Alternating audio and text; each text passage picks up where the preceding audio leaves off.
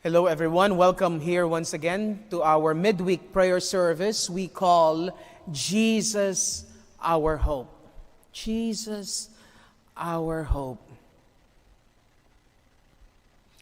Church, it is always good when in the middle of a storm not to panic. In the middle of the storm not to panic. Why? Because in the middle of a storm, we always hear the storm. We do not hear our brains. We always hear the thunder, the wind of any storm. And it brings forth emotions in us, emotions that are sometimes detrimental to really what are we supposed to think about. In the middle of the storm. Why do I say this?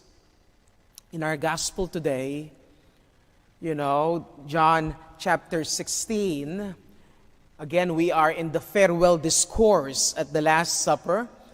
In a few hours, Jesus will go to the Garden of Gethsemane, and he will be arrested, and the next day, killed. Jesus was in the middle of the storm of his life. And he was so resolute of fulfilling his mission. And what is his mission? to save us. To save us. The disciples are right now in a panic because Jesus was saying, I will be gone. I will be betrayed. This is going to happen. And they are panicking, listening to their fears, listening to the storms of their life. Jesus is trying to focus them. And the focus of the last part of the gospel today says, you will grieve, but your grief will turn into joy. Your grief will turn into joy. Church, right now, a lot of you are asking this question, Father, how can I be joyful right now? It's like I'm entombed in my own house. How can I be joyful right now? I'm even afraid to go to grocery store. How can I be joyful right now? I have lost my job. How can I be joyful right now when there is nothing to eat? How can I be joyful right now when I am full of fear? See, church, joy is a choice. It's a choice. Sometimes it's a difficult choice even in the midst of all of our fears. Sometimes it's a difficult choice even in the midst of all of our worries and grief. And sometimes it is difficult even in the midst of a pandemic. But Jesus comes to us right now. And He comes as a friend. And He tells you and I, you will grieve. But one day, your grief will turn into joy.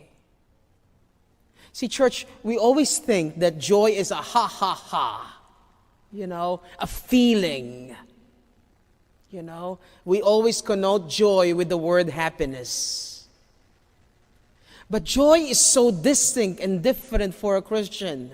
Joy is very relational for us. It is always connected to our God in Jesus Christ. It is always connected to how we relate to our very selves. And it's always connected to the way we relate with other people.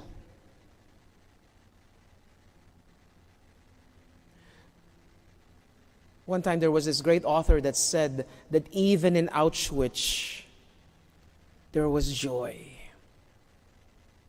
I don't know if you know what Auschwitz is. It's the greatest invention of evil by humanity. In Auschwitz, they hauled Jews, millions, killed them, even children. How can there be joy there?